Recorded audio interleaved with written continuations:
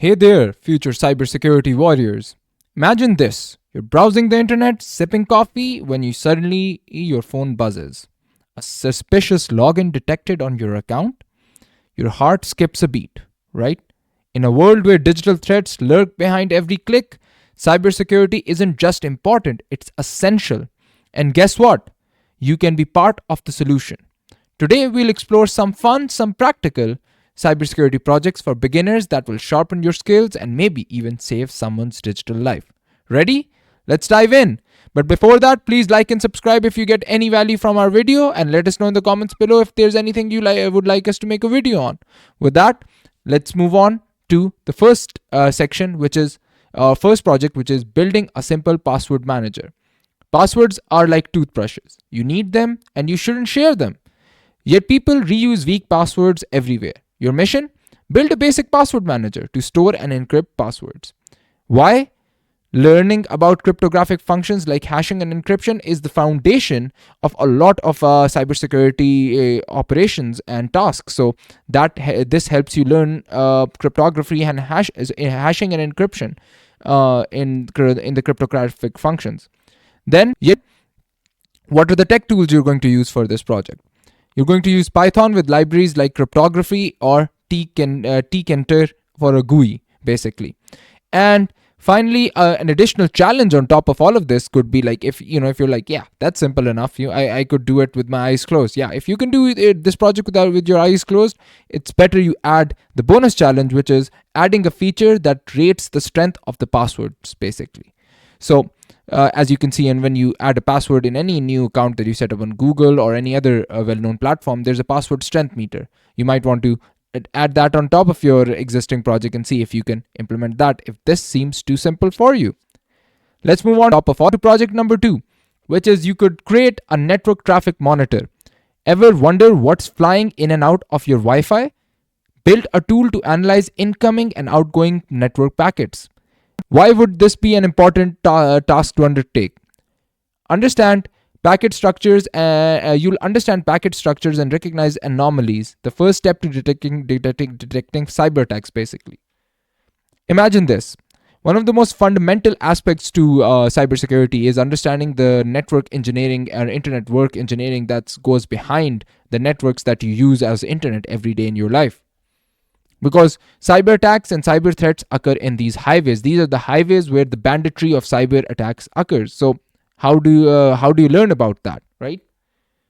Most people would try to learn fundamentals, but in my opinion, the best way is to just dive into a project that helps you learn the practical sides of it. And this project helps you understand packet structures and recognize anomalies within packet structures, which is a very essential aspect of network engineering. So what are the tools that you might want to use for this? My suggestion would be to use Wireshark for analysis and Scapy in Python as a tool to implement this project. And again, if you're just like what are the previous project, you're like, yeah, this is too easy for us to learn anything from. Then, as a bonus challenge, you can try detecting common attacks like ARP spoofing. Don't know what ARP spoofing is? Yeah, I leave that to you to uncover, and let me know about that in the comments below. So let's move on to project number 3, which is developing a phishing simulation. That seems interesting. So let's face it, phishing scams are everywhere. Why not simulate one ethically, of course? We're not trying to phish someone, maybe. So why would you want to do this project? Basically, phishing is a common tactic that is involved in what we call social engineering tactics to hack people. So while you'll be simulating phishing scams, you'll be getting a deeper understanding about social engineering tactics and understand how these attackers exploit human behavior. Social engineering is simply finding common human behaviors and exploiting them to gain access to their accounts. So what are the tech tools you might want to use? Email scripts, HTML forms. Be ethical and only test within closed environments. Or maybe, remain ethical and try only testing it when the other side knows or is part of a known circle of people that just be ethical when you're conducting this phishing simulation. And again, if you're feeling like this is too easy, then there's a bonus challenge. You can teach your friends or colleagues how to recognize phishing attempts, attempt them on them, then tell them, did you find anything different between this email and that email, so on and so forth. So that is something that you can focus on as an additional aspect to this project. Let's move on to the next project, which is implementing a file integrity checker. So, have you ever downloaded something and wondered, has this been tampered with? Is there a virus on it? Is there a script on it that would take control of my computer, so on and so forth? Then worry not. You can build a tool that checks the integrity of the file using hashing. So why would you do that? What would you learn from this project regarding cybersecurity that you would want to do this project? You would learn hash functions like SHA-256 and how they're used to verify data. And basically, this is very, very important. Hashing is a key aspect to most of the password-related authentication systems that you use. So learning hashing functions like SHA-256 would go a long way in help developing your understanding about cybersecurity environment and the threat landscape, basically. Why? So, what are the tech tools that you might want to use here? Python's hashlib library would be more than enough for you to set this up. So, again, if you feel this is too easy, you can take the bonus challenge of automating it to run periodically and alert users for any changes, basically. So this file just runs using some sort of cron job, basically. So you can do that as a bonus challenge. So we have another project that you could do, which is securing a web application. So here's the deal. There's something called ethical hacking, where people are paid bounties, bug bounties, basically, to find exploits in existing companies' websites and to report these exploits to the companies themselves. So basically, you can simulate that because the best of defense is, as they say, an offense, and you can these people conduct an offense to find best ways to defend against cyber threats. So create a simple website app and then hack it yourself. You would learn about common vulnerabilities like SQL injections and cross-site scripting attacks, and that would help you develop understanding of the common threat landscape facing web applications on the internet today. You can set this application simply using Flask or Node.js along with testing tools like OWASP Zap. Then again, you would learn, if you don't find this challenging enough, which I think this is challenging enough for a new guy, but if it still doesn't seem challenging enough, you can write a report detailing the vulnerabilities you found and fixed in the web app that you developed and then hacked. So the next project we're going to test is something which is related to something called Raspberry Pi. So we're going to develop a Raspberry Pi honeypot.